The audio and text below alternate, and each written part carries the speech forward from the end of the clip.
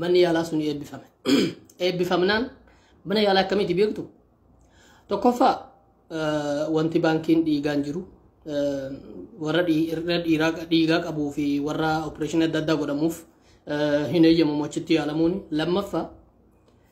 من يلا جنيترين كابني جنيتري بيكتو ما براتين إثيوبيا غويان توربان كسا غويان سدينجرو بيك كمالا إسا همو زوني كزوني كنيا رتفا ما براتي آمدو أوبريشني غونو جراني نمدو نمي لما نردو جراني جولي دي انغدا كيسا جيتشك كنا منو سبيتالات تنجرما اسمه دوغان فكاتا جيتشك كنا يعني جنيتري أكم جلسين إبسا جنيتري يروم أبراتين دي من يالا تكوف قدامو يوته كفيلي مراسف يوكين قدامو مالي أكمتي ما براتين موتوما هم بدام بدودون بيه نانو أوبريشني قد أيشولا أكنا فاجراني دوغا جرأي فرادو أنا دوغا دبچول أفكنا لكن أكنا فاجراني ركو يالاتي ولا كبتي وان جلوسيني أما ندرا أمني كينيا أمة إثيوبيا ده هندرون بيه كاركا دي بكيسات ورباتم سديتام سني قلتهم ملا نما باديات نمني بادية أفعل لما سدي هندندو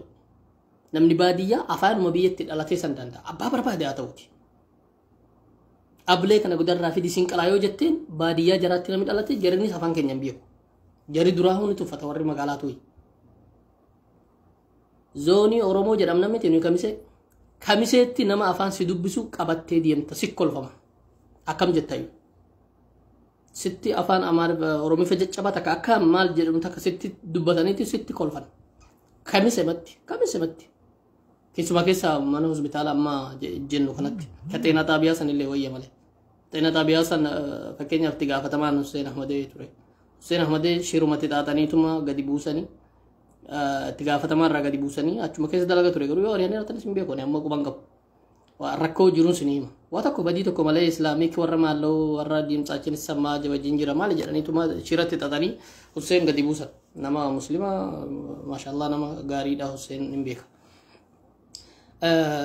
jechuni nama afana roma so wacce kesan jiru kanan jenne yokin nimbi ka chu himba tiga fatama tena tabiya dan hungaru tena kella yokin bu fata fayya kamse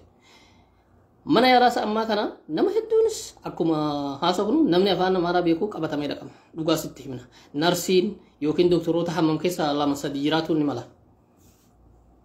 garuu irra guddeessa yeroo dhaqxe kaseta saamu afaasaniini yoom beekne sikkolfama nama qabde maal naan jette me waan shin jette kana na himi jedhanii gaafataati dhaggeeffadha sila nama afaan lama beeku malee yookiin nama afaan ummata keenya beeku malee achi keessan qaxaramu miti sila akka jechaatti bar soba achuma zooni makenya san keessatti torgumaani barbaachisa uduu hospitaalichi guddatee numa kas referal daseetii fi wanni dhate rakkoon keenya asirraa jalqaba rakkoon kaleessa barreessuu ture san yookiin barreeffama ergaa ummata biyyaarraa dhufe san keessatti maal agarre nama rasaasaan dhaamee mana hospitaalaa dhaqe doktoroonni mana yaalaa jiran yookiin ogeessonni fayyaa rasaasi kun eessatti dhee as dhufte gaafa miila kana madoogtu nama keenya meeqa ajjeefte liyyu haylii keenya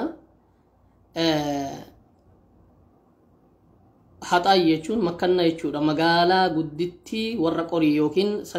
qorii fi jiillee walitti qabanidha beeka baraan yeroo lolli ka'e oromoon hamma dandeesseen cafaqxii waggaa seerraa kabajamu jedha achi keessaa baqatuu qaban oromoon tokko manaa gadi bahee afaan oromooti yoo dubbate dukkana keessatti eeganii poolisoonni liyyu haylii warri jedham qaxaqqaxanii yoo madaa qabaate san madoogte lola deengatti shawaaroobitii isa eessaatti madoogte nuuduun loltuu madoogte jedhanii nama dasee deeme daseetti dhaggeeffadha quba qaban dasee fi nuti kiiloomeetira yookiin dasee fi jiila dhumuugaan kiiloomeetira 50 hanga 40 subhanallah irraa fadhan beeku na yaadachiisuu dandeessu hamma 50 ta'a kamisee irraa 40 natti fakkaata dhaggeeffadha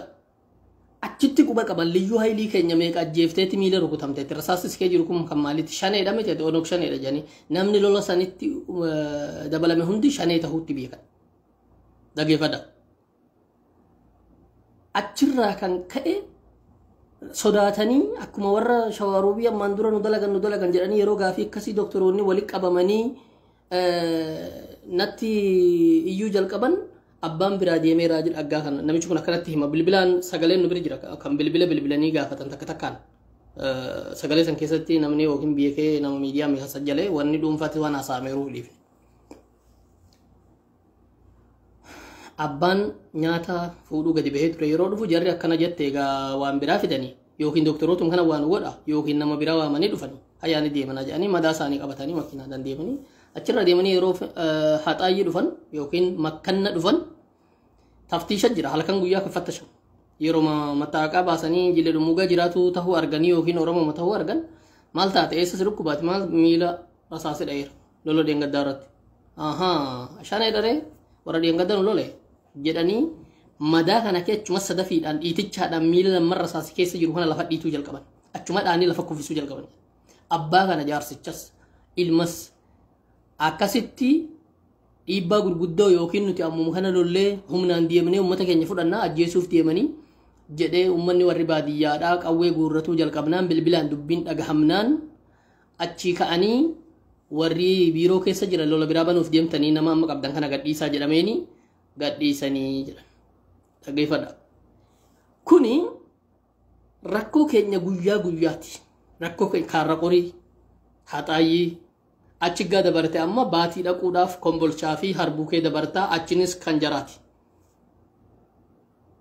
Baadiyyaa gadiitti keessatti illee zoonii waradaa tokko jedhanii namoota afaan lama biyya kan turan yookiin warra afaan Oromoo fi afaan Amaaraa walii haasaantu turan. Isaas suni zoonii Oromoo jala buluun qaban jedhanii hanga Affaar Kililiidha baatee fi dawwee jedduutti biyyi maqaa dha'uu jirru kun biyyoota akkamii akka ta'e beektu biyyoota waata biyyoota sarara shiidee fa'aati biyya ka'a agoobar maar warra jedhaman asiin garas hanga nuhitti dhufanii dirree gahuu ka'aniiran wanni bushuudhaaf dawwee hugama tokko fudhatuudhaaf kirikirii hedduutu ture waata jechuudha warruma biyyootuma Oromooti isaan suni aanaa tokko tahanii kan wanni jala bulan dabub walloo zoon warra jedhamu kombolsha jala bulan jechuudha. Kanaafuu dawwee irraa baatii dhaquudhaaf jara keessa dabartee dhaqxa. Jara keessa gajennu bakka poolisiin zoonii Oromoodhaa hin jirre bakka jara nu keessaa jira jarri jechumaaf hin jechaa jira. Isaan keessa dabarteetii dhaqxa baatii dhaquudhaaf karaan hin jiru karaa biraatiin kan sadaqsiisu hin jiru Affaar Kilil deemtee achi jalaa yoo ta'e malee. Karaa biyyoo sanuu karaa guyyaa tokkos deemsudha. Okay. Jila dhumuugaa irraa harxummaa fursee deemuudhaaf carraan kan kee magaalaa haxaayyiitii fi kaarra qorii keessa dabarteeti. Achirraa hiskaatee dawaa caffaadhaan jedduu kana deemuudhaaf yoo xiqqootu turan ammas karaa cirrii bakka jedhamu kiiloomeetira muraasatu jira kunis addaan baasamuun fagoo jira. Oromoo walloo tokko dalgoo hidhatee aanaa tokkorraa ka'ee aanaa tokko dhaquudhaaf jara kana keessa darbuun dirqama ta'a. Jara kana keessa darbuu gajannee lafa isaanii irra deemanii duun taane bulchiinsi gaditti sheenee bakka kana fudhateedha. Kaarra qorii asi makkanna lafa Oromooti. Oromoon karaa kana ol jira. Goda gaara keessa jira. Magaalaa kana asuma dhufanii nuti bulshaa jira. Fudhataniiru. Aga duraa karaa gadi isin bulshaa karaa oli keenya haa ta'u maal jedhama ture amma bulchiinsa kan isaaniiti. Soba Oromoon achi keessa bulchuu hin danda'u. Poolisiin jiru kan isaanii namni jiru kan isaanii ka abbaa biyyaa kan mana achi keessaa qabu rakkasatti gurguratee baduu waa akkasitti kan haasaa jiru. Roorroon ilmaan walloo asi geesse. Ka dasee deemee hakkamatuuti miti. Ka dabra birhaan deemee hakkamatuuti miti. Zoonii makeenya keessatti kijiba. Inni amma bulchiinsi afaan keenya akkasii jedhamu kuni bakkoonni fakkeenyaaf mana qopheessaadhaa yoo deemte afaan jara taasifama. Mazagaajaa afaan jara taasifama. Jara. Akkiiti biiroo san keessa nama afaan san beeku hin dhabani. Jira namni afaan icha beeku. Inni beeku sitti naasu. Jarri kun. Lama. Jalqaba mallattoo nama baadiyyaa tahuu keetiiti yeroo afaan Oromootti haasoftu. Bulchiinsa zoonii nama tokko maqaa dhoofnee afaan Oromoo nama haasa'u akkiidii ofiin of busha wanni jedhameefu namoota ol duratti baay'ee mul'atu san keessaa isa san.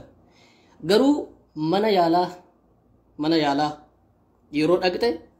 ummati dhalata biyya sanii ta'e ni biyya afaan maalii kaasaa. Afaan Oromoo yoo hin beekne akkamitti akka rakkattu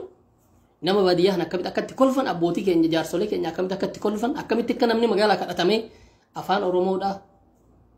nama afaan Amaaraa biyya koo kadhatamee akka dhaqamu namni beeka. Uummata keenya baadiyyaa gaafadhamu aanaatiin keenya kana. Hattaa yoo bulchiinsi hin sirrookne boru hospitaalli guddaan kan Xuqur Ambassaan jedha sun huyyoon biratti dhaabbate namni qaxaramu jara kana keessatti. tuffii isaanii nama kanaa qaban. Taatee anarratti ta'e tokko isin hima. Taatee anarratti ta'e isin hima. Bara 2015 طبعا واي تجاجل فيا يروها سخنو تجاجل مكاموهم راكون غرغدون كجرتو وانا غرسيسو كيسا دبرتي الفجئاس هديتي ركبست ديغن قبطو جان اساجل قبيركم دوي هروا باديا بيدلو تكوتي راهي نترفن غيان غبيا غيبت غيان غبيا راكو قبامت كينيس نمني هنغمي دمو منها يالانغيسن mana yaala geessanii waraqa barreessanii fi dhaggeeffadhaa reeffan gara kamiseetti gara keellaa fayyaa kamiseetti nama wasakaan baattamee dhufe nama mukaan baattamee dhufe waraqa barreessanii fi qabadhu deemi jedhanii nama baadiyyaa tokko hin beekne nama lama ta'ee lama obboleessa saadhaa qabatee haadha manaa saadhaa dhufa ji'a 8 dandeessee lafaa hin dhaabbanne ambulaansiin jira beeka ambulaansiin jira beeka ambulaansiin nama baadiyyaan baatu guddeessa nama baadiyyaan baatu keessuma keessa dawwee caffaa dawwee harawaa booraa fi dawwee harawaa dhugaa jirtu sinitti hima ambulaansiin maalloo deemeera booraa deemeera nama fuudhu inni booraa moo harawaa deemeera maal fuudhu warra wal beektu warra beekumsaa yoo ta'e malee hin dalagu waan hin haasa'u kana namni na beeku beekaarra jiraattoonni kamisee warri wajjin turre warri gaafas akkan tahee anatu beeka kamiseerraa kamisee fidanii dhufanii makiinaa isuusiitti fe'anii nama wajjin fidanii dhufan dubartii dandeessee lafaan dhaabbanne of wallaalteetti harkisanii fidanii dhufanii natti bilbilan suuqan gurguraa jira natti bilbilanii mee akkanaan haadha qabaluuf innee dhufneerraa akkam goonaa jedhan abbeerran kiyya isaan fideen diime mu'aanaati rakkoo ummata keenya fayyaadhaan mana yaalaadhaan rakkoo nuyi qabnu keessa isa tokko sinii himaa jira waan narra gahee haqiiqaa ani beeku kan namni shahaadaa naa bahu namni beeku warra was jala jiraate kan beeku jechuudha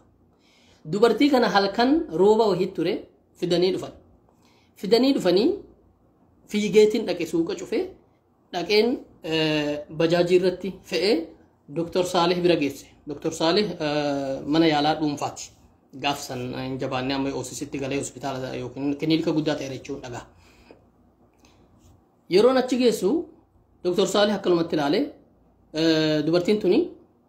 dhiiga fixxee ijuma kana akkas godhee ilaalee dhiiga fixxee rakkoo guddoo qabdi reefara anumas ni barreessa jedhee gadi taa'ee barreessee dhuga dubbachuudhaaf warra mana yaalaa qaban keessaa warra ummataaf yaadanii fi yaala godhan kiliinikoota dhuunfaadhaa imkaaniyyaan isaanii xiqqaa ta'ullee Dr. Salih Dr. Said warra jedhaman akkana Dr. Salih kan akka Dr. Salih maashaallah ummata tajaajiluutti kun immoo shahaadaa haqqeeti dubartii kana waraqaan barreeffameen halkanuma san ammas bajaajiidhaan geessinee xeenaa xaabiyaa geessine xeenaa xaabiyaa yeroo geessine akkasuma nutti qanyisanii Hussein Ahmadeen jira bakka bu'aa xeenaa xaabiyaa saniitti gaafatanii nutti qanyisanii maali dubartii du'uu kaatee bara akkam taatan jedhanii ambulaasii waamanii ambulaasiin rooba san keessa fiigeetiin maallaquma gahaa qabaatu isaaniin beeku isaan akkuma isaaniin beeku alaayyii hal tafaasiila biraa haasa'uu dhabnullee ambulaasiin waamanii ambulaasiin dasee nu baafte halkan ambulaasiin halkan sa'aa 6 dasee gaanu baaftu dubartiin nurra laafteetti dhaggeeffadhaa ambulaasiin naxaa dubartii ulfaa olii gadi kooftu jedhameeti xeenaa xaabiyaa yookiin xeenaa ministeeriin wanni godhachuu ministeerii fayyaadhaa kan kaahedha achirraa kaanee dasee baane dasee halkan walakkaa sa'aa 6 yeroo baanu rakkoon